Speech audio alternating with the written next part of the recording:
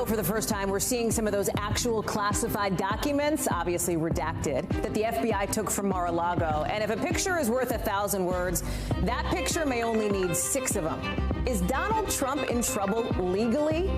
That's the question, right? What this new filing by the Justice Department says about potential crimes as we wait for the Trump team's response really any minute. Plus, the hottest place on earth might get even hotter as down in Mississippi, we're getting new reaction from the mayor of Jackson on the city's water crisis. We'll take you live on the ground. And Snapchat, still one of the most popular apps for Gen Zers. So why is it slashing 1/5 of its staff and a bunch of features? Here's a hint. Maybe blame TikTok. We'll explain. Plus, in tonight's original, we introduce you to 3 doctors who are also devout Catholics and how the Supreme Court's decision to overturn Roe versus Wade is changing their minds on abortion. And the GOAT, she is back at it tonight. Serena Williams, folks, 2nd-round match, this time against the world number 2. So will tonight be Serena's last competitive open match ever? We've got that later in the show. Hey, I'm Hallie, and the big questions tonight. Okay, did former President Trump break any laws? And if so, will the Justice Department actually charge him? Right now, based on this new filing, it looks like the answer to at least the first question from the DOJ could be yes. We don't know that for sure. We do not want to get out over our skis, but they are suggesting a couple of things. We're going to get to that, but we also got to tell you what is set to happen in the next couple of hours here. Mr. Trump's legal team is expected to respond and make the case to a judge that he appointed for the so-called special master. That's this independent third party to look at the documents the FBI seized. We are getting a look at some of those documents for the first time because of this filing. You see a few right here labeled top secret SCI. That is about as classified as it gets, people. Mr. Trump is not happy about this picture. He's accusing the FBI of throwing the documents all over the floor. And House Republicans are claiming without evidence that the FBI is taking those Time magazine covers you just saw as a souvenir. Other Republicans, like Senate Minority Leader Mitch McConnell, well, they're not saying too much. Watch. I didn't know if you had a chance to review or anything from this morning, the DOJ's report or I don't have any observations about that. That's not all we got from this filing. The DOJ says it has evidence that government records were, and I'm quoting here, were probably concealed and removed, saying that likely points to efforts to obstruct the government's investigation. Obstruct. That's a really important word, right? Because that points to a crime, maybe obstruction of justice. But to be clear, there is no proof in this, right? None of this proves that crimes were committed. But the government altogether is rejecting this whole special master request. They say it would harm national security, given that we're talking about so many classified documents. Look at what January through August the FBI found or had returned from Mar-A-Lago. So this is what the team is trying to sort through now. Our team here with these questions. First, what is the DOJ talking about inside that building right now? Right? What conversations are they having? Because there are big steps they may be taking, and they don't want to get this wrong. 2, what laws, if any, were broken here? Which directly leads us into number 3. Does Donald Trump himself have actual legal exposure? Julia Ainsley is here to break all of it down. And Julia, let me start kind of in that order, right? What do those conversations look like inside the DOJ right now? I've spoken with legal experts who point out that this would be unprecedented to prosecute a former president in this way. You have to think they are taking this extremely seriously when they're looking at the evidence that they have in front of them. Yeah, Hallie, we know that the Attorney General Merrick Garland himself spent weeks trying to decide before he went in and did authorize the FBI to do that August 8th search of Mar-A-Lago. Not that he was on the fence about it, but that he just wanted all of the evidence to be as strong as it possibly could before asking a judge for permission that ultimately gave them the right to go into Mar-A-Lago. And so we understand now they have a different balancing act here. They need to be able to give the American public as much information as possible to try to quell some of these conspiracy theories, keep FBI agents from being attacked, also try to keep all the conspiracy theories that Trump himself is trying to garner attention for on Truth Social. But in reality, they also need to be able to make sure that their investigation can continue as possible. So they really gave us a roadmap in that filing last night that went beyond what they needed to just do legally to show why there wasn't a need for a special master. They gave us a little bit more than we've seen in the past through the warrant and the redacted redacted affidavit, were able to see clear evidence of what they could see as potential crimes the president would have committed, former president would have committed, and that's why they needed to go in. So they're balancing, right? They need to keep a lot of this secret, has national security implications, but they also need the public and, more importantly, this judge to understand where they're coming from so that their investigation doesn't get off on a side road where all of a sudden all these documents that they've just spent weeks going through, passing on to investigators, passing on to the Director of National Intelligence to make an assessment of what kind of intelligence damage there might have been. After that, they don't want to have to rail it back in and go back to square one and hand all of this over to a third party who they don't know, who they won't appoint, and who would also have to have an extremely high level of security clearance in order to see those documents. So a lot being balanced right now and discussed inside DOJ.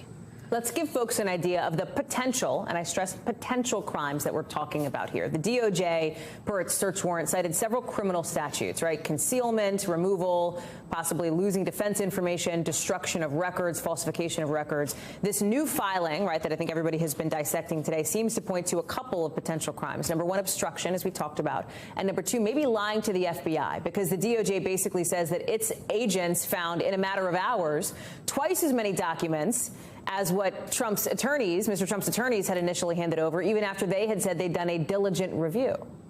Yeah, that's right. I mean, you just put up Espionage Act there, Hallie, and a lot of people would say, whoa, that's accusing the former president of being a spy. It's not exactly what it says. Actually, people have been charged under the Espionage Act for just bringing home documents that should have stayed at work if they worked in a setting where those documents needed to stay for security reasons. They bring them home to review. That could end up being a violation of the Espionage Act because we have laws in place to protect that information and make sure it doesn't leave places where it is kept secure. The other one is obstruction. The big question, and I can't believe we're talking about this again because it's been, 4 or 5 years since the Mueller investigation began, but we're going to again talk about, would the president, former president, be charged with obstruction if they don't charge him with an underlying crime? If they don't find that he violated any other crime, could they still go forward with obstruction? Because obstruction, again, seems to be one of the clearest avenues that they have here if they can show that his legal team did not turn over everything they were supposed to and concealed it by moving it in places where they couldn't be found. Julia Ainsley, thank you for that analysis and for that reporting. I am sure we will be talking again about this soon. I appreciate it. There's another investigation related to the actions that Donald Trump took, and this was while he was in office on January 6th, with updates there. There's new emotional testimony in the trial of 3 people accused of storming the Capitol from a police officer who was there that day. Sergeant Aquilino Gonell, a 17-year veteran of the U.S. Capitol Police. I want you to look at, however you're streaming this right now. That's him. He was at the January 6th hearings. He attended all of them. He's been super outspoken about the attacks. He testified today for 2.5 hours. Our Gary Grumbach was inside the courtroom and says Gonell described keeping the protesters at bay like a game of whack-a-mole. Gary is with us now. What stands out here is, to me, Gary, is how Sergeant Gonell talked about he was willing to die that day. He was painting this in the starkest of terms. Yes, Sergeant Gonell said he was willing to die that day because he said he knew what was at stake and he knew who was at stake. He listed in court today, he knew the vice president was in there, the vice president's family, 100 members of the Senate, hundreds of members of the House of Representatives. And of course, he knew what he was helping to stop from happening, which was the stopping of the counting of the electors of a free and fair election. Now, there's no cameras allowed in federal court, so my voice is going to have to do here. But I do want to read to you some quotes from Sergeant Gonell today. He said, "My fear was if I used lethal force, would they respond in kind, therefore creating a bloodbath, given that we were outnumbered." And he went on to say, "I knew I could stop to take care of myself. I knew what was at stake. I was willing to die that day." He just felt like he was doing his job, and nobody and nothing was going to get in the way of that. Hallie? The defense had a strategy, too, because they went after the fact that he has been outspoken. We said he's been outspoken. He sure has, right? He's talked about his experience. He has explained it to reporters, members of the media, publicly, et cetera. This was part of the defense's strategy. Explain that.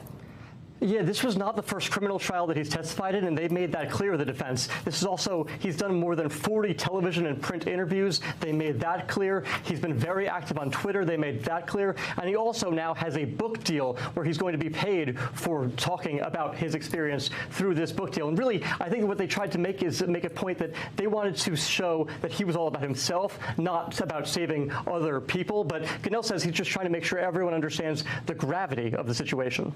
Gunnell also appeared to challenge the sentences at one point of some of the other given to rioters, which, interesting, is the judge in this case is the only D.C. federal judge who has acquitted a January 6th defendant. Yeah, that's notable, and it's also notable that this is a bench trial. This is not a jury trial, so the only person that makes a decision here is Judge McFadden himself, somebody who does have a history of acquitting January 6th defendants. And the tone here definitely shifted when the defense started asking questions, because he got fired up about the sentences of other January 6th defendants. And he didn't say anybody specifically, but he said 30 days house arrest is simply not a punishment that's fitting the crime of what happened that day on January 6th. Hallie. Gary Grumbach, thank you. All of this, by the way, coming as we are hearing now from the head of the January 6th Select Committee that they are having an open discussion, no decision yet on whether to call former Vice President Mike Pence or the wife of Supreme Court Justice Clarence Thomas, Ginny Thomas, in front of them. We're going to keep an eye on that with a meeting set tomorrow. Tonight, the mayor of Jackson, Mississippi, says he expects the city water pressure to start increasing as soon as tonight. That would be a huge relief to people in Jackson. With those comments coming after he got a call from the White House today, promising to help. Listen. The eyes of Washington are watching the city of Jackson, and they wanted us to know that we should expect the full arm of support from the federal government in every way that they possibly can. The governor of Mississippi declared a state of emergency after all that rain flooded the Pearl River and messed up a big water processing facility. It meant 180,000 people did not have reliable water there. They couldn't have safe water to use for kids or for lunches or for whatever, right? They had to boil water, use bottled water. On the West Coast, meantime, 49 million people are under heat alerts today from Phoenix in Southern California all the way up through Seattle, with this historic Labor Day heat wave set to hit this weekend. Raf Sanchez is covering that heat out west, but I want to start with Guad Venegas, who is in Ridgeland, Mississippi. And Guad, it's like a good news, bad news situation from the mayor tonight. Good news, some of the pumps are working. Bad news, people don't know when they can stop boiling water. Hallie, right. The good news is that they're working at the plant here. This is the plant that provides most of the water to Jackson, O.B. Curtis. It's the plant that failed after the flooding. The mayor also said that they've installed a new pump. Yesterday, state government officials said there was issues with some of the pumps, but they also mentioned that there were issues with not having enough people to work at the plant. So all of that is being dealt with now. I guess the good news of all of this is the attention that this issue has gotten from the state and the federal government, so we can expect some change. No one has really told us when we can expect things to go back to normal. The mayor just informed that we could see increased pressure as of tonight. Now, there's two things that we've known have been an issue. One is the quality of the water, right? So for about a month, the people had to boil their water if they wanted to use it to brush their teeth or to drink, right? Or to cook or do the dishes. That was already going on. The current problem stopped pumping a lot of the water, so it was an issue of not having enough water. So what we know now is that could increase the amount of water that goes into the city, but we still have to deal with the quality of that water, right? Moving down the line, once they get the pressure back out, they'll have to eventually put out some type of statement saying that that water is safe now to be drank by the residents. Now, meanwhile, I should say that they are distributing water inside the city, but some of these distribution centers are running out of water. We know that today at 5 p.m. local, they're opening up new distribution centers. This is very important for the people that can't afford to go buy drinking water, because some people are spending $100 a week to buy this drinking water. So they're moving along with more efforts, and the expectation is that with the federal government and the state government working with the city, there's going to be more resources to work on the plant and to distribute water for the people that need it right now. To put this in perspective, Guad, Jackson is the capital of Mississippi. It is the biggest city in the state, right?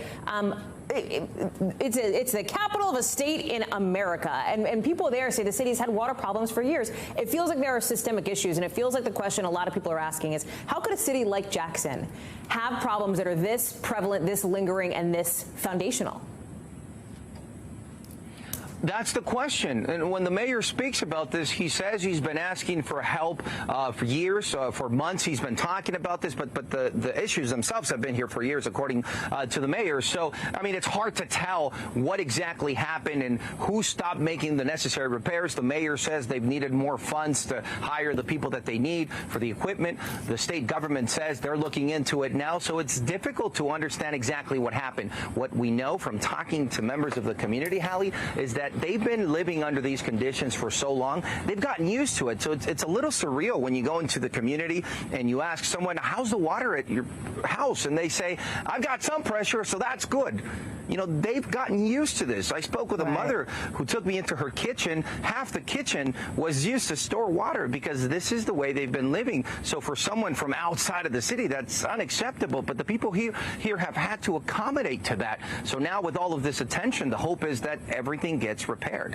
I talked to one restaurant owner down there in Jackson today, Guad, who was like, yeah, this isn't even our first time that we've had to deal with this, right? He had water, like no water for 10 days a couple years ago. I mean, it's to your point, something that needs to get addressed. Thank you. Appreciate you being there. We're going to keep an eye on this story. Let me bring in Raf Sanchez out in L.A., where it is hot. It's going to keep getting hotter. And, Raf, it could be record-breaking hot, like all-time heat records, not like, daily records or whatever. I'm so struck by this prediction that Death Valley could get so hot this weekend, it'll be the hottest temperature ever recorded on planet Earth. Like, that's how crazy, crazy hot it's going to get. Hallie, 126 degrees in Death Valley, the hottest temperature ever recorded on the face of Earth in September. And I got to tell you, every week here in the West, there is some painful new reminder of the scale of the climate crisis. Take a look at those forecasts on your screen for the Labor Day weekend coming up. If we can bring them back up, I just want to give our viewers a sense of the scale of this heat dome. So Redding and Palm Springs are at opposite ends of the state. Palm Springs down by the Mexican border, Redding up by Oregon. They're both going to be 111 degrees on Labor Day. Sacramento, the capital, going to be 112. Here in LA, 101. But that's in the city. The county could be 110 degrees. That would be a record-breaking number. And so, Hallie, the message that authorities here in California, from the governor on down, are trying to send to folks is this is not just hot weather. This is dangerously hot weather. That's right. Hallie? You are so smart, I think, Raf, to frame this as yet another painful reminder of the climate crisis in California. And when we think about the climate crisis there, it's not just drought, it's fires. And when it's this hot going into September, how does that affect fire season? It can't be good. It can't be good. So, Hallie, it used to be September was peak fire season. We've kind of got to the point now in California, it's fire season all year round.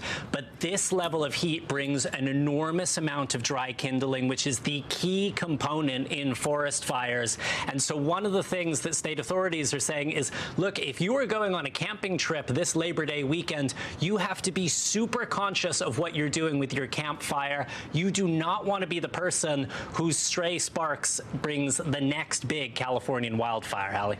Raf Sanchez live for us there in L.A. Raf, thank you. To Ukraine now, where a team of UN nuclear experts have arrived to try and stop what they worry could become a nuclear disaster. Look at this. They're there today. It's not going to be a quick trip. Their leader tells NBC News the visit to the nuclear plant is going to take a few days, but long term, they're hoping to have a permanent presence there. Russia, apparently, or at least publicly welcoming this trip, saying they're counting on it to stop the, quote, nuclear extortion from Ukraine. It comes as Ukrainian troops seem to be making progress in the key region of Kherson today. Officials say they did strikes as part of a counteroffensive to get territory back from Russia.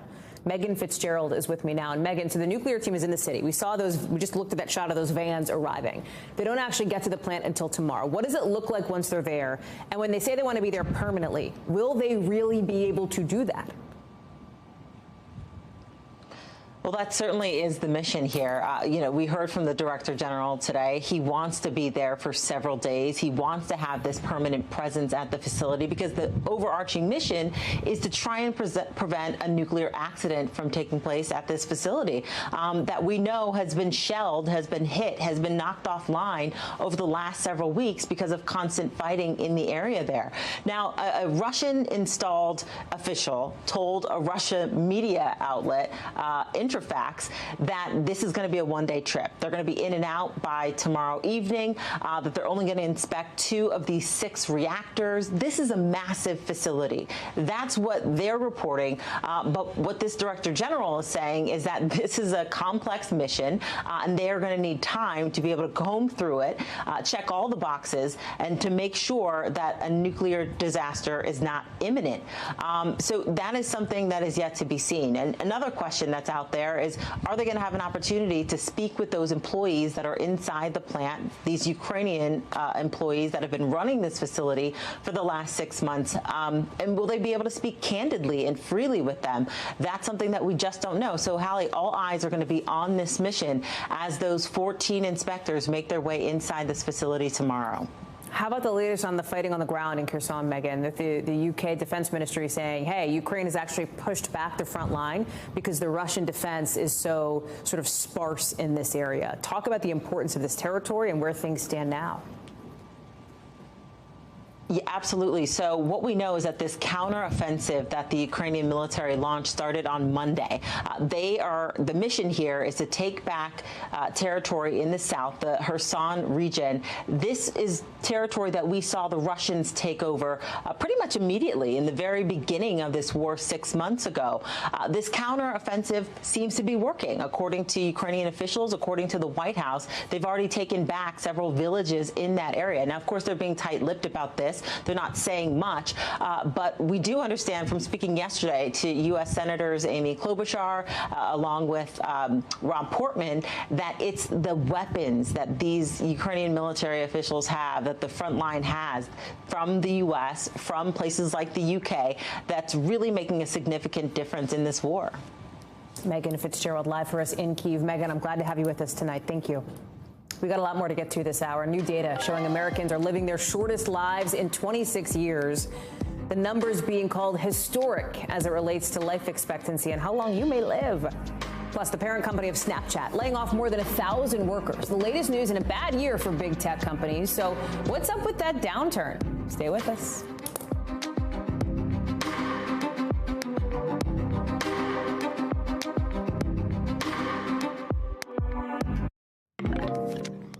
The potential for a recession is forcing some social media companies to make some tough choices. And the latest, Snap, the parent company of an app that you probably use, Snapchat. Starting today, the company is laying off about 20% of its staff, more than 1,000 employees. The company's also going to cancel some of its original shows, its games in the app, and some other projects, too. Why? Well, Snap, along with some other tech companies, blame the rise of TikTok, and they also blame economic concerns. Steve Kovac joins us now. And Steve, a lot of people use Snapchat, right? It's like it's the top 4 most used app for teenagers, but they didn't have the best year when it came to how much money it made. Why blame TikTok? Why blame the recession or the economic picture as it is right now? Yeah, well, when it comes to the macroeconomy, Hallie, what they're seeing is a lowering in ad spend. So Snap makes money when advertisers pay to put their ads on the product, and that's happening less and less. It's not just happening at Snapchat, by the way. It's happening all across social media, from Twitter to Facebook and Pinterest. All of these companies have been having a really rough 2022 as people are basically unsure of how the economy is going to play out. Are we going to hit a recession soon or anything like that? And concerns over the consumer. So when people start cutting back spending, advertising is usually the first thing to go, and that's why Snap is hurting. They're going to be closing down a division that produced some of these short shows with celebrities, with big influencers. So no new shows. Existing shows, I think, will stay. From like a user basis here, like what will we notice when you go on Snap? What's going to look different or feel different? It's not going to look much different, Hallie. So those shows that are already there they're going to continue, and I think NBC, in fact, has a show that will continue. Stay tuned. Yeah, stay tuned. Yes, so NBC will still be on there. They're not going away. We have not been canceled on Snapchat. But what has been canceled are future projects, any future developments for home-made programs. But you got to keep in mind, most content on Snap and all social media is generated by the users. So just because Snap itself isn't making content, there are plenty of other channels and outlets and individuals out there making the content for people. Steve, love to see you. Thank you. From there Thanks, at CNBC headquarters. Appreciate it. Let's get you over to the 5 things our team thinks you should know about tonight. Number 1, the strongest storm of the year is taking aim at parts of Japan. Super Typhoon Hinamnor is equivalent to a Category 5 hurricane, with winds getting close to 160 miles an hour with higher gusts. The typhoon's expected to stay in the area for several days. Number 2, officials in Alaska are going to be tabulating the results of a special election on Facebook Live. Initial results showed the Democrat in this race, Mary Peltola, leading with nearly 40% of the vote. If she is elected, she'd be the state's first Alaska Native member of Congress. But the election was conducted under this new ranked choice voting system. It means that it's kind of complicated, but the bottom line, it means that Republican Sarah Palin could end up after today's count filling that empty U.S. House seat. We'll have more results for you tonight here on this network and tomorrow morning. Number 3, Bed Bath & Beyond closing about 150 stores, reducing its workforce by 20%. That means it's laying off something like 20% of its workers. Today, the company says it got $500 million in new money as it tries to fix the business that's struggling. Bed Bath & Beyond shares down when the market closed today.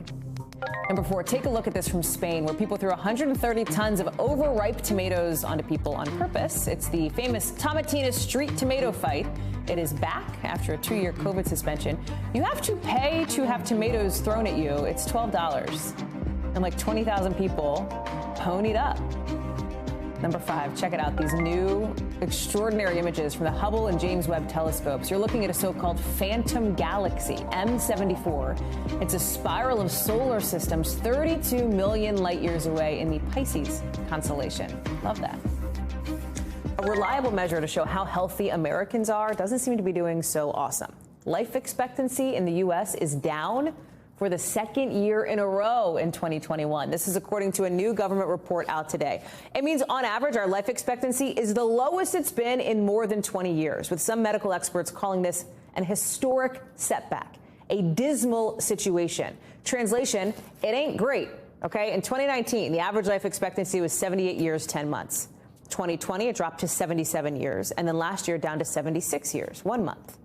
The biggest decline was among American Indian and Alaskan Native people, who saw their life expectancy go down 6.5 years since the pandemic began, down now to 65 years. Why? Why is this happening? Mostly because of COVID, which we've been dealing with for the better part of 2 years. But there are some other problems at play. Things people were dealing with well before the pandemic started. Drug overdoses, heart disease, suicide, chronic liver disease. Dr. Natalie Azar joins us now. And Dr. Azar, the last time we saw a decrease like this was in the early 1940s, right? Back at the height of World War II. When, as a public health official, as a doctor, how concerning is this new data to you? It is incredibly, incredibly concerning. And you pointed out in the lead the numbers that we're looking at, and especially for Native Americans and for Alaska Natives, the number really, really is jaw-dropping. And I think it's laid pretty bare a situation in this country where we have compounded already what's existed, the inequity and all of that stuff, by the pandemic. I think these numbers are truly startling. I mean, obviously, we've seen a decrease in all folks, but particularly in this group. And, you know, look, Hallie, we have a profit-driven healthcare system. We have, a country that's, really fraught with overweight and obesity and all these other risk factors, easy access to guns and smoking and everything like that. And then you compound that with racism. And I think that that's just, we're seeing that. You can't ignore that anymore. Yeah, the equity piece when it comes to, like we talked about, the Native American population is significant here. There's also a question, Dr. Azar, why is this happening? And I think people, it's important to understand this is a measure that public health experts use to assess, how healthy are we as a country? Right. We are basically predicted, right? Obviously, you're not going to, people live more than 70 plus years, less, whatever, right? But the life expectancy is the lowest it's been since 1996. I mean, that is so startling. And the question is why? Because other Western countries were hit hard by COVID, Dr. Azar. You know this, but they don't have the drop in life expectancies that we are having. Why? Right. So a couple of explanations, Hallie, are, that the countries are just culturally very, very different. Other countries had more successful vaccination campaigns. Only 2/3 of Americans are fully vaccinated. By that, I mean having had 2 shots. And only 1/3 of Americans have received 1 booster.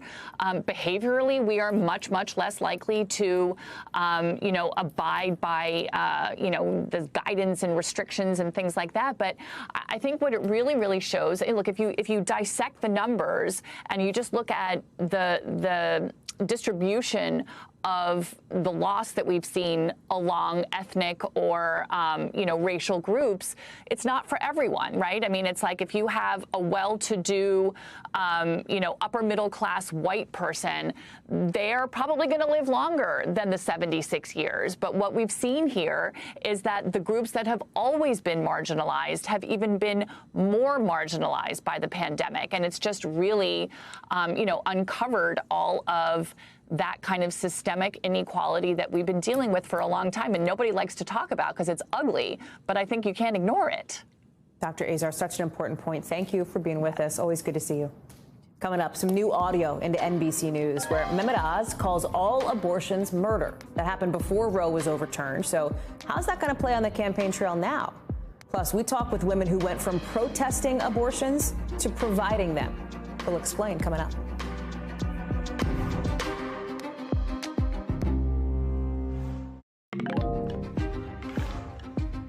The Senate campaign in Pennsylvania, where he's running for the Republican ticket, they're defending his stance on abortion, saying he is pro-life and supports exceptions. He is anti-abortion and supports exceptions for rape, incest, and saving the life of a mother.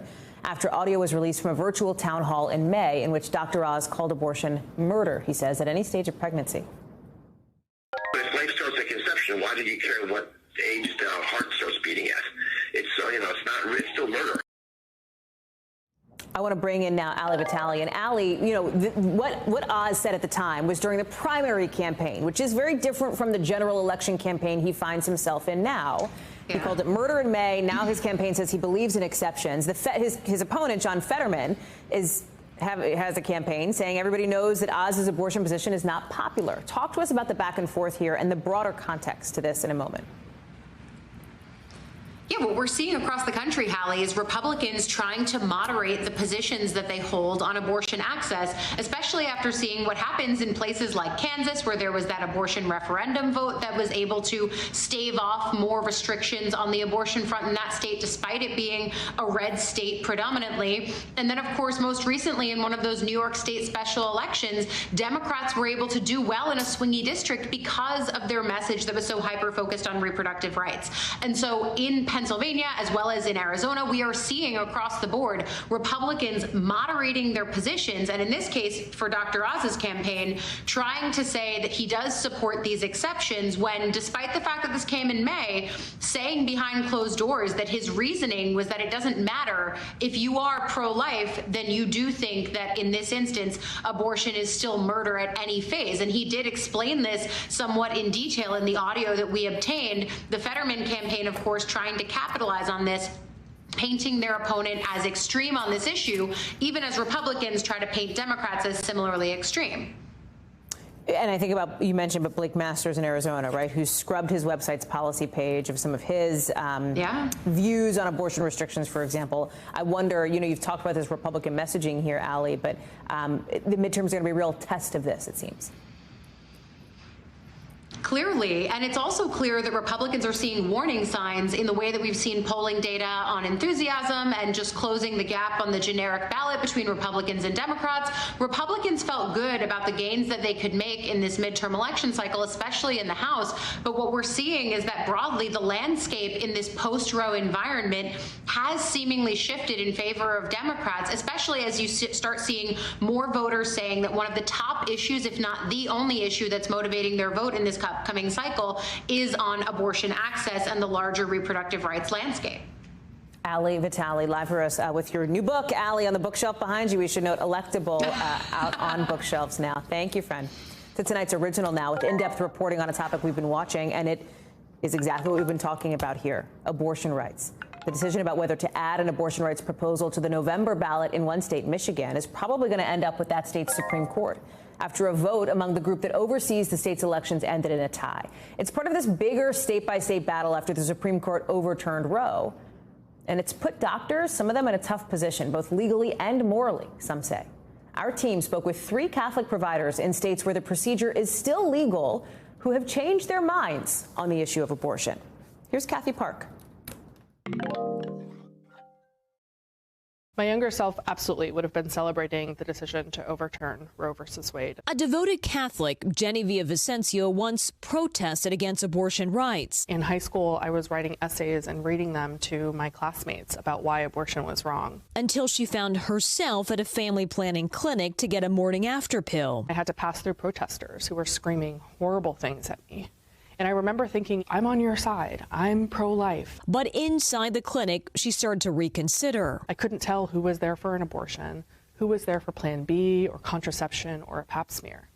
And in that moment, I realized that that black and whiteness that I had been taught and been really proclaiming for so long wasn't the reality in the real world. Now, as an OBGYN, she performs abortions, and she's not alone. Diane Horvath also grew up Catholic. The teaching on abortion was a little bit confusing because they talk a lot about, you know, abortion being wrong and immoral, but also like loving your neighbor and being God's hands in the world. She too became an abortion provider and is opening up an abortion clinic in Maryland in September. My grandmother was a nurse in like the 1930s and 40s. And, you know, she saw a lot of people get sick and die from illegal or unsafe abortions. And so for her, it was never even a question. She said, of course, this should be legal because people shouldn't die from it. Roughly 76% of Catholics in the U.S. say abortion should be legal in some cases and illegal in others, according to a recent Pew Research survey. The Catholic Church opposes abortion, believing that life begins at conception.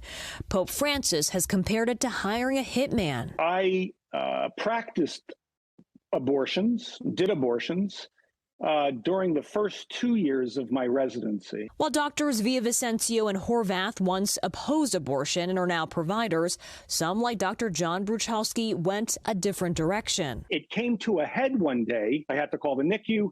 The doctor says, "Why are you treating my patient like a tumor?" She eventually challenged me to see that I was supposed to take care of two patients. He stopped abortion care and started his own OBGYN practice. It's practicing the best of modern medicine with the healing of Jesus Christ.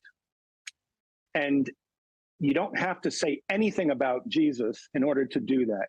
You just need to be compassionate and holistic and integrated. Taking different paths, but all seeing their work as a way of expressing Catholic values. The values that were instilled in me, those values that in my faith tradition were attributed to Jesus, for example, those of compassion, of love, of acceptance, of equality. I continue to express those in the work that I'm doing. Kathy is joining us now. Kathy, thank you for bringing us this story. It gave us a rare look at a case where an abortion clinic is opening in Diane's case, but it comes at a time where other clinics are closed or closing after the overturning of Roe. Yeah, Hallie, that's absolutely right. According to the Guttmacher Institute of Research and Policy Organization, at least 43 clinics across 11 states have stopped providing abortion care about a month after that decision came down from the Supreme Court. And look, you heard from Diane there. She said she's not alone. There are other people like herself trying to fill this void across the country. And she said she's had to work on a much more expedited and consolidated timeline because keep in mind this decision came down at the end of June. Here we are at the end of August. She plans to open up this clinic in a matter of days, but she said she's been planning for months. Hallie? Kathy Park, live for us there in Chicago. Kathy, thank you. Coming up, some new indications on Queen Elizabeth's health today. What she is doing for the first time in her 70-year reign. It's coming up.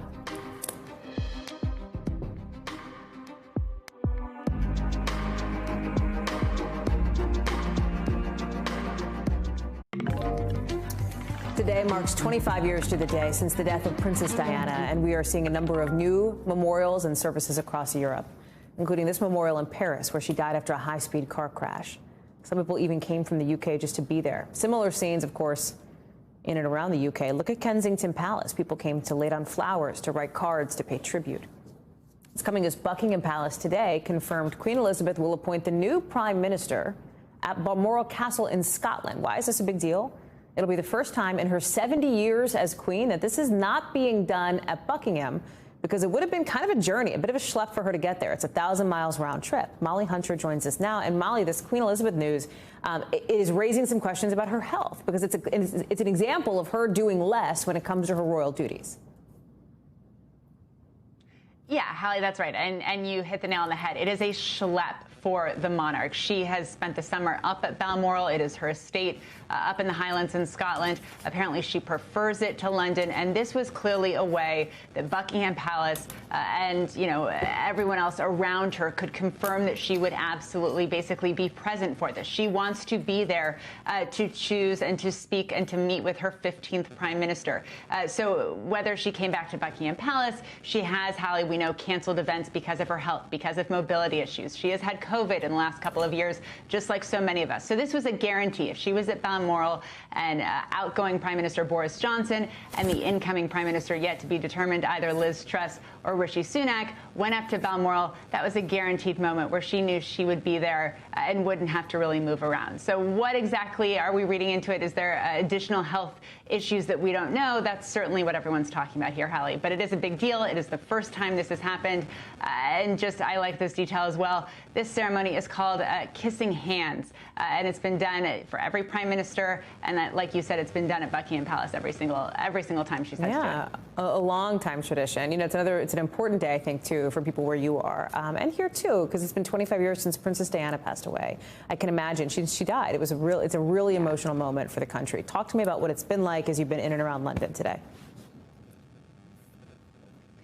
Yeah, and big Diana anniversaries always hit this country very hard. I've got to say, so I was here for 22, Hallie, 5 years ago. That was a much bigger day, actually, for this country. So it was interesting. There were no big public events around Kensington Palace. But as we see, really kind of on our anniversary every year, but especially at these big milestones, people go to Kensington Palace. They lay flowers. They put up posters. Like you mentioned, that was also happening in Paris. And certainly that happened today. People also visited that statue that her sons, Prince William and Prince Harry, unveiled last summer as a place, kind of a touchstone to mark her legacy. What also happens, Hallie, at all these big kind of anniversaries related to the People's Princess, related to Diana, is people here in this country take stock of her legacy and really kind of focus in, of course, on her sons, but also how her sons, whether separate or together, are carrying on her legacy. Really that kind of reaching out that she became so well known for and using their platform really for good, Hallie. Molly Hunter, thank you. NBC News covers hundreds of stories every day. And because you couldn't possibly read or watch or listen to them all, our bureau teams have done it for you. This is what they tell us is going down in their regions in a segment we call The Local. From our Northeast Bureau, starting tomorrow, Times Square will go gun-free when a state law goes into effect that tightens up concealed carry rules in so-called sensitive areas. Mayor Eric Adams is launching this whole push to try to educate New Yorkers on this. You saw some of those signs that are going up in the area. Governor Kathy Hochul signed this law after the Supreme Court struck down New York's previous concealed carry law. From our Southeast Bureau, clean up on Interstate 55. You're looking at Alfredo sauce that spilled onto the highway in Memphis. Officials say a truck hit a retaining wall, which spilled these glass jars of sauce all across the lanes. One person was taken to the hospital, luckily only with minor injuries. And from our Midwest Bureau, it's the goats' turn to party today. Yes, not goats like the greatest of all time, actual goats. Electric Utility ComEd is hosting a goat parade on the Chicago River. Boats of goats sailing to celebrate the end of summer and their return to quote-unquote work, because in the fall, these little goats on boats are sent to eat brush under power lines because that's faster, cheaper, and safer, the utility says, than using people to do it, to mow the brush, not to eat the brush. Coming up, Serena Williams extending her farewell tour tonight. You could say from one goat to another because she is the GOAT. We'll talk about how she's still smashing records on her way out.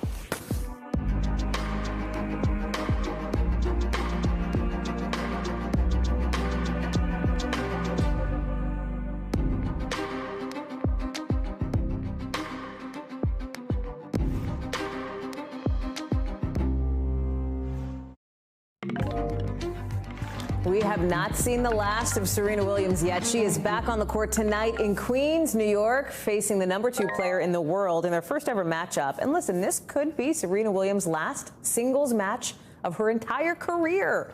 The 23-time Grand Slam champ is turning her focus to other things. She's not calling it a retirement. She's calling it an evolution, thinking about growing her family, growing for business. Fans don't want to miss what could be this historic last match for Williams. When she came back to Arthur Ashe Stadium for opening night Monday, a record 29,000 people packed the place. It is the biggest attendance ever recorded for an evening session there. at the stadium. Rahima Ellis is in Queens. Can I tell you, Rahima, like, I wish I was a tennis fan. I love Serena. I don't watch it, but I watched on Monday, and I kept looking at the cutaway shots of all these famous people. It was like a who's who. All these, not just famous, it was like everybody was there. I have to think people are so excited tonight, just like they were earlier in the week. They are, I mean, I can hardly speak. They are so excited. Even the players are excited. We just watched a match by Coco Gauff, an 18-year-old phenom out of Atlanta, Georgia. And when her match was over, she was talking about Serena and Venus. She said, I watched Serena on Arthur Ashe Court. I watched Venus on the Arthur Ashe Court. Now I'm on the Arthur Ashe Court, and all because of them. This place is just on fire for this woman tonight. Players, fans, folks in the concession stands, everybody wants to see her, and they really do want to see her win. They want to see her win, but she's playing the number 2 player, like the number 2 ranked player in the world who's from Estonia. What, like, does she have a shot, you know, Rahima? Hey, listen, this is the woman who's all about numbers and history. We got a couple of slides to put up for you right now, Hallie. Take a look at these numbers. Serena is 41-0 in the first 2 rounds of U.S. Opens. This is her second round. She has always won in this, 41-0. Second little slide for you. She's the first woman 40 years or over to win a U.S. Open match since 1980. She won that U.S. Open match yesterday, or I should say Monday. And in 22 of her last 24 matches against the top seed, she has beaten them 22 out of 24 times. Hopefully history will be made again, and it'll be 23 out of 25. But the numbers are in her favor. That puts the pressure on her more than anybody. But she's a woman who's performed historically under a heck of a lot of pressure, Hallie. I would sure not bet against Serena. You know, like, I'm going to be watching her tonight, rooting her on the whole 9 yards. But no matter what, right, this could be her last singles match or not. We hope not. But tomorrow, she's doing something really cool that she hasn't done in a long time. She's playing doubles with Venus. They haven't done that since the French Open in 2018. And you could see it even Monday, Rahim, and I know you watched this and, like, all the speeches after that match, right? The emotion of that, like, this means a lot to her. It means a heck of a lot to her, and it means a lot to her big sister. Venus even said the other night that they are playing these doubles because Serena said she wanted Venus to play with her. Venus got emotional about it, thinking what little sister wants big sister to do. And Venus said, all I want to do is be able to hold my own and be the best big sister I can be for Serena in those doubles matches. You know, you pointed out, they've won. They are the queens of doubles matches. They've won 14 doubles Grand Slams, 2 of them right here at the U.S. Open. Who knows? Maybe they could make it 3. The odds are against her, though, because she's 40 years old, and time, you know, is the undefeated one, and for all of us. We'll see if she can pull it out tonight, though. What are you most excited about? Like, you got to be a tennis fan, Rahima. I've been watching. I saw you on, was it Today's Show or not? I don't want to. You are like in it. I know you are. I am, and I was in the stadium on Monday night. So I'm going to be cool. in that stadium tonight. And the worst thing about it is, you know, I'm wearing this NBC hat. I got credentials for the press. We're supposed to be neutral. It is really, really hard not to be rooting for the girl tonight. So, am I a little excited? Just a little bit. I'm trying not to let it show. I'm trying not to let it show. Let it rip, Rahima. I'm rooting for you. I'm rooting for some. You can say it. It's okay. You know, I think it's all right. Hey, listen, so if you see me in the stands and if Vina cracks an ace tonight and I'm applauding, you just know I turned out to be human. That's all. I'm just human. Love you. Thank you, Rahima. Love seeing you. Have fun tonight. We'll see you tomorrow morning. I know you have the big recap. We'll see how it goes. Thank you. That's a wrap for this hour. We're going to have more for you here tomorrow. We're all human. We're human news people. That's like the whole point. You know what I mean? Glad you're with us. See you tomorrow. Coverage picks up right now.